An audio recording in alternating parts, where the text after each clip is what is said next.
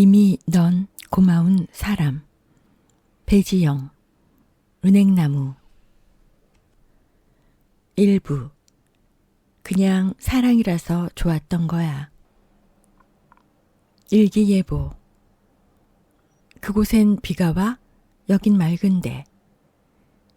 바람이 많이 분다며 여긴 눈이 와. 사진 한 장 보낼게. 그 애의 문자를 받고서야 창을 내다보기도 했어. 그제야 비가 오네. 아, 바람이 불고 있었구나. 알아차리기도 했지. 여름 방학 때 몇 주간의 봉사활동을 함께하던 아이였어. 기밑까지 짧게 자른 단발머리에 콧잔등엔 주근깨가 있었지. 작은 시골 분교의 복도를 빗자루로 쓸며 노래를 불렀고 난 그 노랫소리를 듣는 게 싫지 않았어. 헤어질 땐 다른 학교에서 온 아이들끼리 전화번호를 주고받았어. 꼭 연락하자고 약속했지만 결국 그 아이는 내게만 문자를 보내왔어. 하지만 난 별거 아닌 문자에 금방 시큰둥해졌지. 답하지 않는 때가 많아졌고 연락은 끊기고 말았어. 머나먼 이국으로 떠난 그 사람이 그리워질 때면 나도 모르게 그 도시의 일기예보를 살펴보게 돼. 그 나라의 뉴스만 귀에 들어와. 그제야 알았어. 그때 그 아이의 별거 아닌 날씨 안부가 무슨 의미를 담고 있었는지. 문득 때늦은 문자를 보내고 싶어졌어. 그곳 날씨는 어때? 딱 한 명이면 돼. 세상에서 가장 외로운 고래가 있어. 태평양 어느 부근에서 포착됐다는 이 고래의 주파수는 52헤르츠. 일반적으로 고래는 12헤르츠에서 25헤르츠 사이의 주파수로 의사소통을 해. 결국 이 고래의 소리를 다른 고래들은 전혀 듣지 못한다는 얘기야. 사람들은 이 외로운 고래를 52헤르츠 고래라 이름 붙였어. 52헤르츠 고래는 28년이 넘도록 바다를 떠돌며 자신의 목소리로 노래를 부르고 있대. 누구도 답하지 않는 노래. 친구도 만들지 못한 채 혼자 떨어져 지내면서 말이지. 대학 시절 난 미국 국립해양대기청에서 녹음했다는 52헤르츠 고래의 노랫소리를 몇 번이고 재생해서 듣곤 했어. 고래가 나 같기도, 내가 그 고래 같기도 했어. 아무도 날 이해해 주지 않는다고 생각했거든. 한편으론 그래도 상관없다는 생각이 들기도 했어. 물론 그 아이를 만나기 전까지. 난 그를 만나자마자 알 수 있었어. 나와 같은 52헤르츠로 노래를 부르고 있다는 것을. 우린 그렇게 단번에 서로를 알아봤던 것 같아. 오직 한 명이면 충분했어. 내 목소리를 듣고 이해해줄 단 한 명. 52헤르츠 고래가 그렇게 오랜 시간 바다를 헤엄치며 노래를 불렀던 이유도 단 하나의 친구를 찾기 위해서였을 거야. 그리고 후에 깨달았어. 그와의 공통점이라 생각했던 건 대부분 내 오해고 착각이었다는 것을. 끝내 서로를 이해하지 못한 부분이 훨씬 더 많았지만 우린 둘 다 서로를 닮았다고 여겼던 것 같아. 그렇지만 그래도 상관없다는 생각이 들어. 원래 모든 사랑이나 우정도 그런 착각에서 시작되고 그러면서 차츰 서로 닮아가기 마련이니까. 양말 한 짝. 생활 속 미스터리가 있어. 옷은 사도 입을 게 없고 먹은 건 없는데 체중은 늘지. 분명 월급은 들어온 것 같지만 늘 돈은 없고 말이야. 그리고 또 하나. 일명 양말계 미스터리라고 불리는데 빨래만 하면 양말 한 짝이 사라진다는 것도. 이 의문을 진지하게 연구한 과학자들이 있대.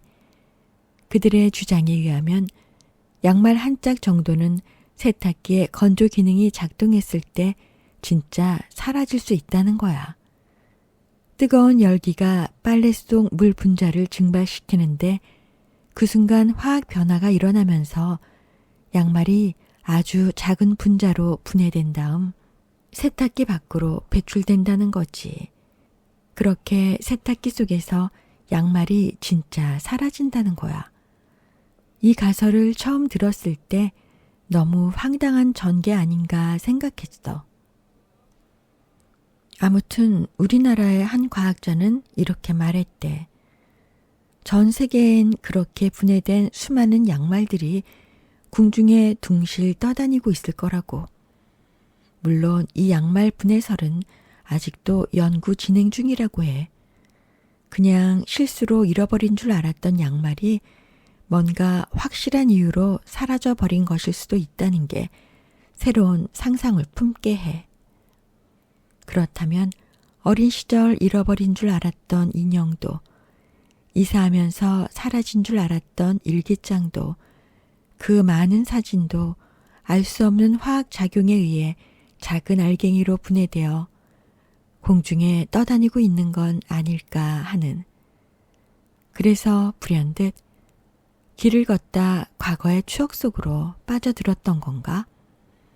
까맣게 잊고 지내던 그 사람이 어젯밤 꿈속에 나타난 건 아닐까 하는 그런 생각 말이야.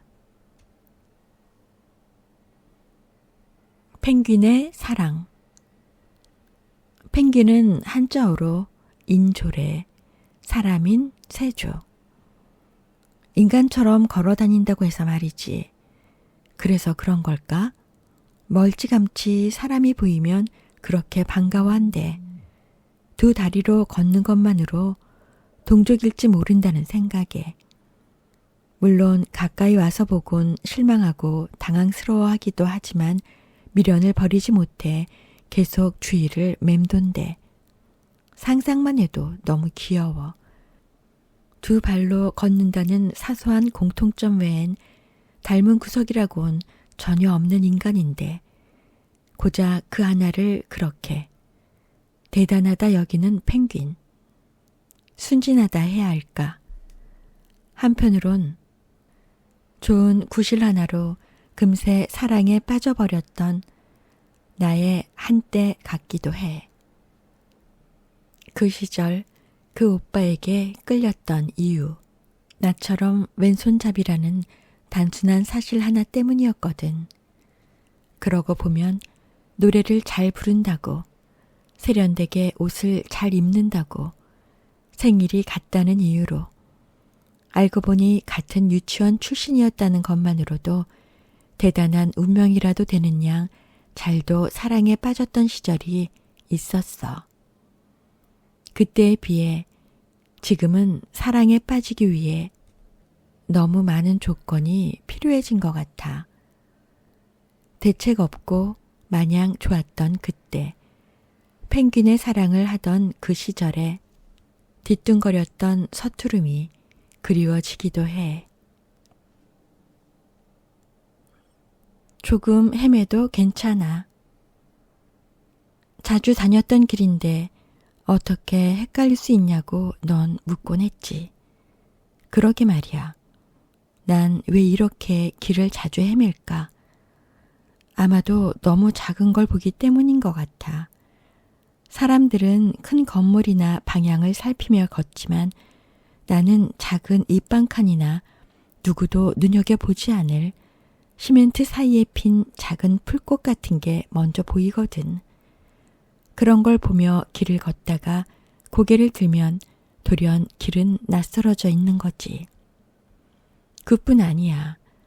좀 더 빠른 길을 가려 하지 않고 둘러가더라도 풍경이 예쁘거나 다른 방향으로 가면 어떨까 싶거든. 걷다 보면 결국 낯선 길 가운데 서 있는 거야. 문득 깨달았어. 난 길뿐 아니라 사람도 그렇게 본다는 걸.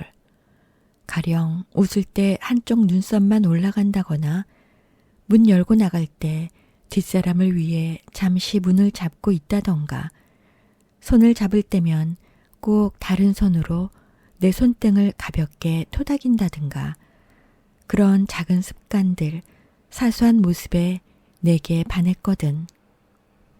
난 또 별거 아닌 너의 말이나 행동에 고민하기도 해. 어쩐지 힘없이 들렸던 목소리라던가 SNS나 카톡 프로필의 문구라던가 무슨 뜻일까 마음 쓰느라 길을 잃듯 마음을 잃어.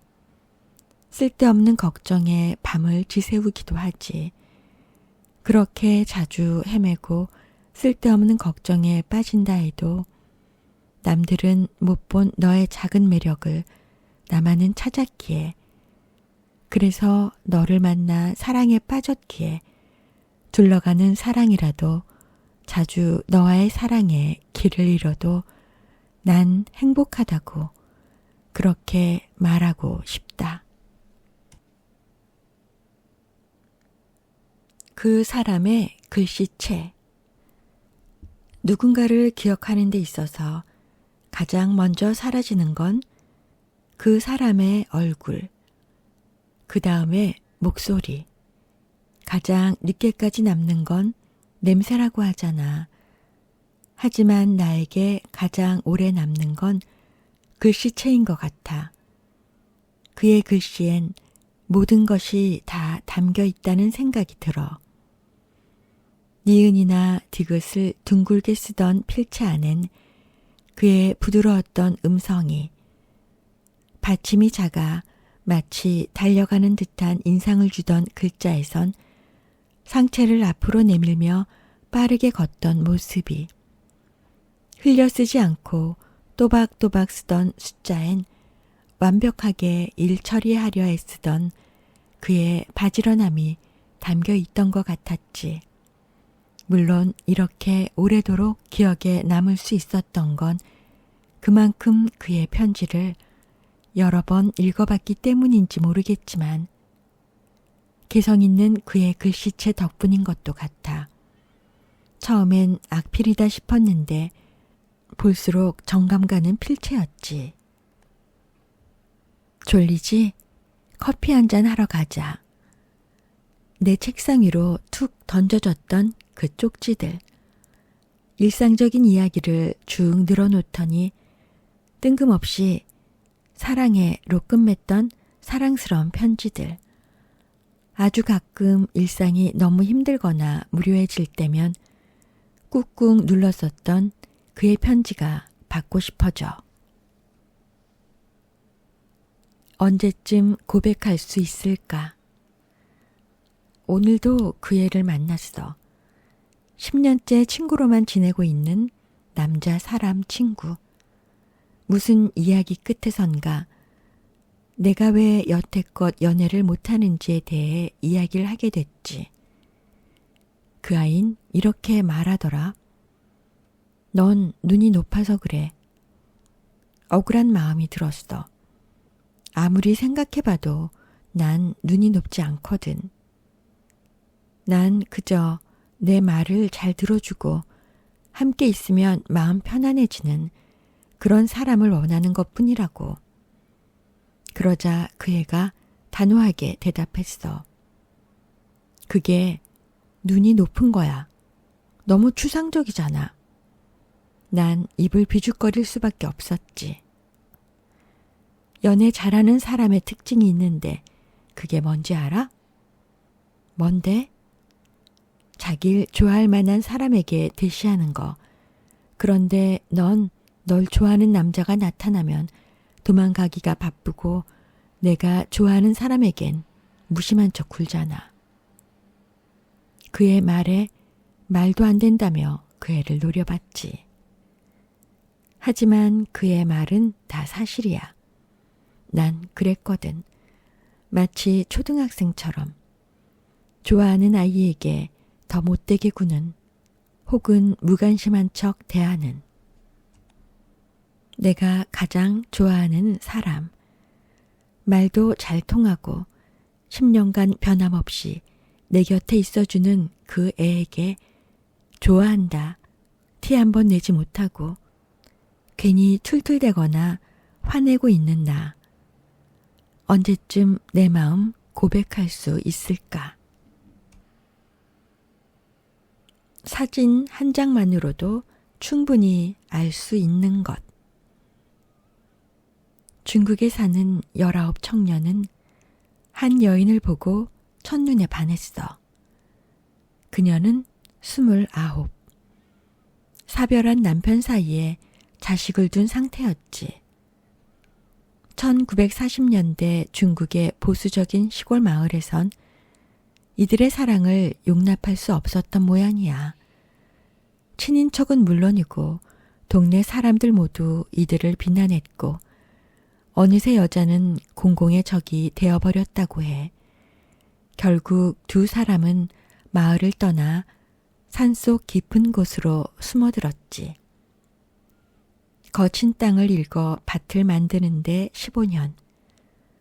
손수 흙을 빚어 집을 완성하는데 25년이 걸렸지만 그곳에서 둘만의 생활을 계속 이어나간 거야. 그렇지만 가끔 마을에 내려가야 할 일이 생겼어. 여자는 험한 산길에서 종종 넘어지기도 하고 가끔 길을 잃기도 했지. 이를 본 남자는 마을로 향하는 계단을 만들기 시작했어. 매일 조금씩 정과 망치로 바위를 깨어 그렇게 50년에 걸쳐 6,000개의 돌계단을 만들었는데 행여 아내가 미끄러질까 계단 옆에 손잡이도 만들고 미끄럼 방지 홈까지 새겨 넣었다고 해. 깊은 산속 뜬금없이 놓인 돌계단을 산림 관리인이 발견하면서 이들의 이야기가 세상에 알려진 거야. 굳이 산속 깊은 곳까지 숨어들었던 남자가 아내를 위해 마을까지 이어진 길고 긴 돌계단을 만든 이유는 무엇이었을까? 19 청년이 70의 나이가 되도록 매일 성실히 계단을 만들고 보수하는 모습을 보는 여자의 심정은 어땠을까 궁금했지. 그러다 둘의 사진을 보게 됐어. 70의 남편과 80의 아내는 서로를 바라보고 웃고 있더라. 이젠 누가 더 나이를 먹었는지 구분할 수 없을 정도로 주름이 자글자글 잡힌 할아버지 할머니가 되었지만 사랑스러운 눈길을 주고받는 모습은 이제 막 사랑을 시작한 청춘의 눈빛이고 표정이었어. 6,000개의 계단이 아니어도 느껴지는 그들의 사랑. 그 사진 한 장만으로도 충분히 알 수 있을 것만 같았어. 구독과 좋아요 부탁드립니다.